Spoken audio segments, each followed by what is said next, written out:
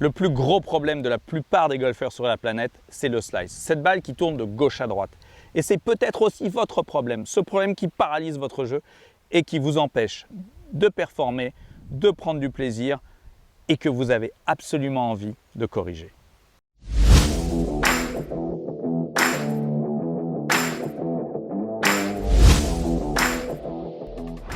Aujourd'hui, tout le monde rêve d'une chose, c'est de driver comme Rory McIlroy. Une balle haute, puissante et en draw, qui va arriver sur le fairway, qui va rouler, qui va faire des kilomètres et qui va être en plus de ça extrêmement agréable. Dans un premier temps, ce que je vous propose, c'est justement de regarder comment Rory McIlroy fait et principalement de s'intéresser à la manière dont son club arrive dans la balle. Rory McIlroy est probablement un des meilleurs drivers de l'histoire du jeu de golf. Et la première chose que l'on constate chez lui et qui est extrêmement importante, c'est la manière dont ce club arrive dans la balle. On le voit qu'il prend la balle en remontant, puisque cette petite ligne grise qui correspond à l'horizon, on voit que son club prend la balle légèrement. Cet angle d'attaque est positif, c'est-à-dire qu'il prend la balle du bas vers le haut. C'est un point déterminant pour bien driver, dont on va parler ensemble dans la vidéo qui suit. Le deuxième point qui va vous permettre d'éviter le slice, c'est que votre club, par rapport à la ligne de jeu, arrive de l'intérieur, comme on peut le constater ici chez Rory McIlroy. Son club arrive de 4,4 degrés de l'intérieur vers l'extérieur. Et sa face de club va être-elle légèrement ce qu'on appelle fermée au moment d'impact pour que cette balle revienne en draw et ne fasse absolument pas de slice, qui est l'objectif de la leçon qui suit. Si on regarde donc cette vidéo, on voit que par rapport à la ligne de jeu ici, cette ligne bleue qui est son chemin de club est de l'intérieur vers l'extérieur. Et de face, par rapport à l'horizon qui est cette barre, on voit que l'angle d'attaque est légèrement remontant pour Rory McIlroy. C'est ce qu'il faut pour faire une balle longue et en draw. J'ai la chance d'enseigner ce sport extraordinaire depuis 25 ans. Et j'ai donné des milliers et des milliers de leçons à des gens complètement différents, physiquement. Et malheureusement, la plupart des amateurs ont ce problème de slice. Et dans un premier temps, ce que je souhaite, c'est vous expliquer et vous décrire de manière assez précise ce que j'observe quand quelqu'un fait un slice. La première des choses, c'est le grip. Trop souvent, les gens qui slice ont un grip, ce que l'on appelle trop faible. À savoir, pour les droitiers, une main gauche qui ne recouvre pas assez le manche, le grip, et qui est parfois jusque dans cette position. Si cette main gauche est placée de cette manière, la main droite va venir se placer en fonction et là aussi va recouvrir le club de manière importante. Ce grip, malheureusement, va créer une face de club qui va être orientée à droite au moment d'impact et même parfois légèrement ouverte. Le grip, vous le savez probablement, c'est l'élément fondamental du swing. Et si votre grip n'est pas bon, il va y avoir énormément de conséquences. Et je dirais, cet effet domino dû au grip, voilà ce qu'il provoque. Dès l'instant où votre grip ici est donc trop faible, que la main droite vient se placer au-dessus, ce que je constate souvent, ce sont des épaules qui sont orientées à gauche, ce qu'on appelle ouvertes, un ensemble du corps qui est ouvert. À partir de là, et vous m'excuserez, je vais caricaturer ce que j'ai l'habitude de voir, je vois des gens qui, dans cette position, naturellement, vont avoir du mal à tourner, vont avoir tendance à se redresser, et dans cette position-là, ils ne vont avoir que la solution de ce que l'on appelle passer par-dessus, d'aller swinger à gauche et de venir couper la balle. En plus de ça, dans je dirais cette configuration, le club va arriver en descendant et on sait qu'avec le driver, étant donné que la balle est sur tee, l'idéal est quand même de prendre la balle en remontant. Donc cet effet domino, je me répète, qui est dû au grip, va provoquer vraiment un nombre de conséquences qui vont complètement détériorer votre mouvement et qui vont créer ce slice, ce fade que vous détestez. Donc soyez vigilants sur plusieurs points et on va les détailler ensemble, car je veux que cela soit super clair pour vous. Et le premier point, c'est le grip. Je viens de vous en parler et vous avez compris la conséquence que ça a sur le reste de votre mouvement. Donc le grip, c'est assez simple. Étant donné qu'on est là pour tuer votre slice et intégrer un peu de draw dans votre jeu, et je suis sûr que vous en rêvez, l'idéal est d'avoir un grip un peu plus fermé que celui que vous avez l'habitude d'avoir. Et ça, c'est très simple. Vous allez prendre votre club un peu plus dans les doigts que d'habitude et vous allez recouvrir le manche. Vous allez recouvrir le manche pour que votre pouce soit placé sur la partie droite du grip. Et que le pouce ne soit pas trop long, soit ce que l'on appelle assez court, que le bout de l'ongle soit au bout de votre index.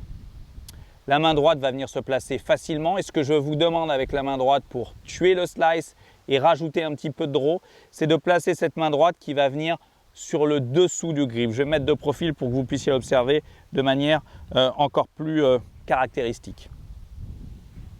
En dessous, pour prendre le club dans les doigts et légèrement recouvrir.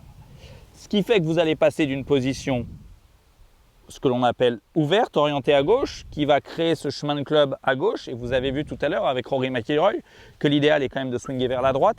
Et là, vous allez vous prédisposer à amener le club comme on le souhaite de l'intérieur. Donc, le grip de main gauche, vous l'avez compris, vous allez placer votre main droite par en dessous.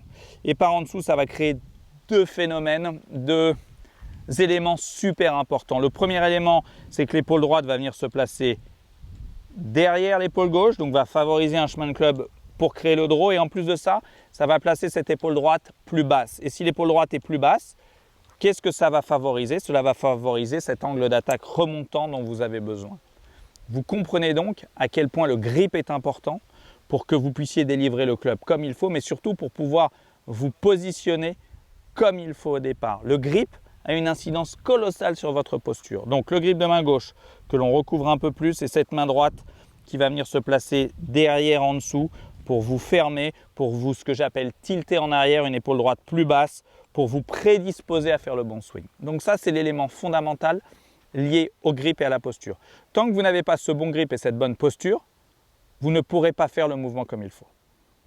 Maintenant que vous avez le bon grip, ça va vous permettre de faire le bon mouvement. Et ce que je constate quasiment à chaque fois, quand il s'agit d'un slice, c'est un manque de rotation du corps, mais d'une partie spécifique du corps, à savoir du bassin.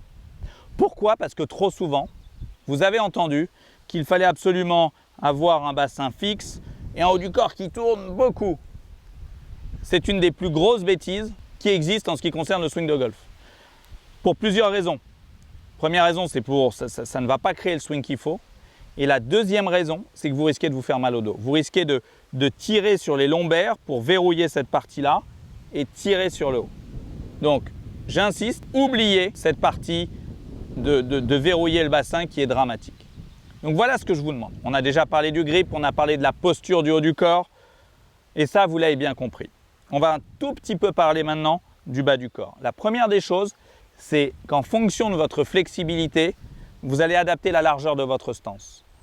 Vous vous connaissez, vous le savez. Si vous êtes une personne qui manque de mobilité, qui manque de rotation, vous n'êtes pas très souple, vous avez besoin d'avoir un stance étroit. Si vous êtes quelqu'un qui a déjà beaucoup trop de rotation, ce qui est très très rare, vous pouvez vous permettre d'avoir un stance plus large. Mais je dirais que pour la majorité d'entre vous qui slicez, l'idéal est d'avoir un stance plutôt étroit. L'extérieur des hanches à l'intérieur des pieds est super important d'avoir des pointes de pied légèrement ouvertes. Dans cette position-là, vous n'allez pas vous mettre dans une position verrouillée et votre bassin va pouvoir être mobile. Donc c'est super important. Donc maintenant que vous avez le bon grip, vous allez avoir un stance plutôt étroit, des pointes de pied ouvertes et surtout de ne pas avoir trop de tension dans le bas du corps qui, une fois de plus, va vous verrouiller. Vous allez pouvoir très facilement laisser tourner votre corps en laissant tourner votre hanche droite, en laissant tourner votre bassin, votre boucle de ceinture. C'est à vous de trouver ce qui va vous permettre de mieux le sentir. Pour vraiment tourner, emmener le club derrière vous. Si vous verrouillez le bas, ici. Et une des choses que je vois quotidiennement, c'est dès l'instant où vous verrouillez le bas, où vous verrouillez cette mobilité, et bien très souvent pour monter le club à partir de là, vous vous redressez. Et là, honnêtement, c'est dramatique. Donc, ce que je vous demande, c'est de sentir que vous allez libérer cette partie, le bassin, zéro tension, quitte à avoir une jambe droite qui se tend. Je vous encourage à regarder Dustin Johnson, Jordan Spieth, qui sont des joueurs qui sont pas forcément… Dustin Johnson, c'est un peu différent, mais Jordan Spieth n'est pas très souple au niveau du bassin. Et pour pouvoir bouger le bassin, il est obligé de déverrouiller ce genou droit. Et ce n'est pas une faute, il doit le faire. Vous devez le faire. Et je vous garantis qu'entre le grip, la posture et de libérer le bassin, vous le voyez, vous êtes probablement, et je suis sûr, des bons golfeurs et vous connaissez le golf, Dans cette position-là, je suis parfaitement placé pour ramener, comme Rory McIlroy, le club de l'intérieur.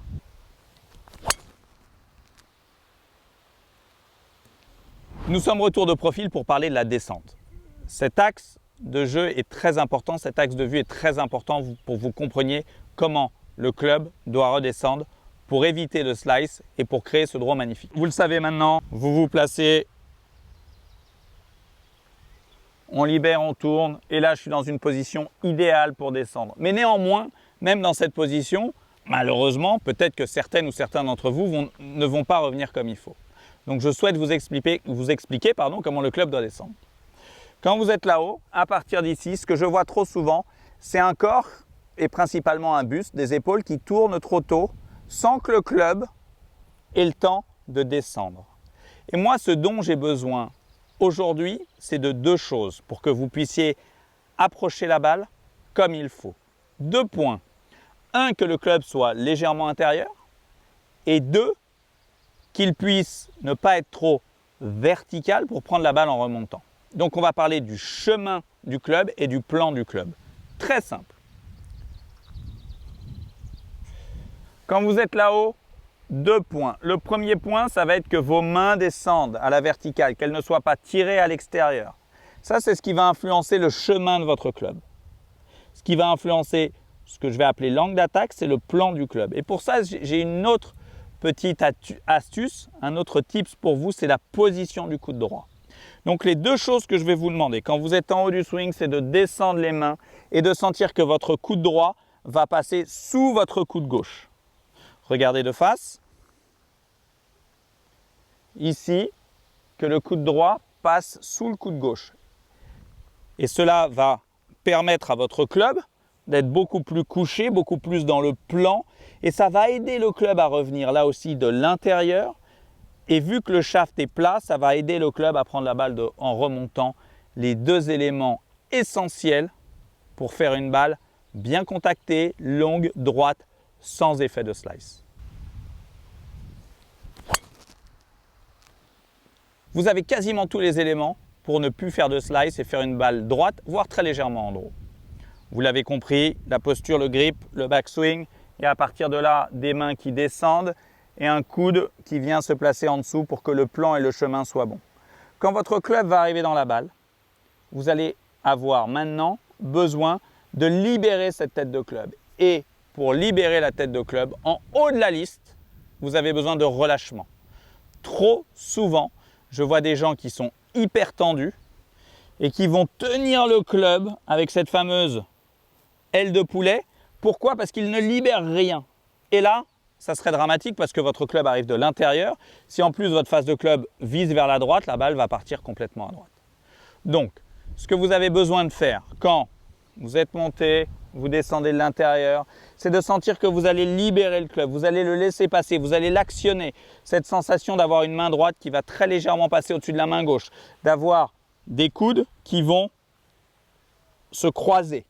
Et ça, c'est important pour libérer la tête de club. Attention de ne pas aller trop dans l'excès. Et voici un repère que je vous donne.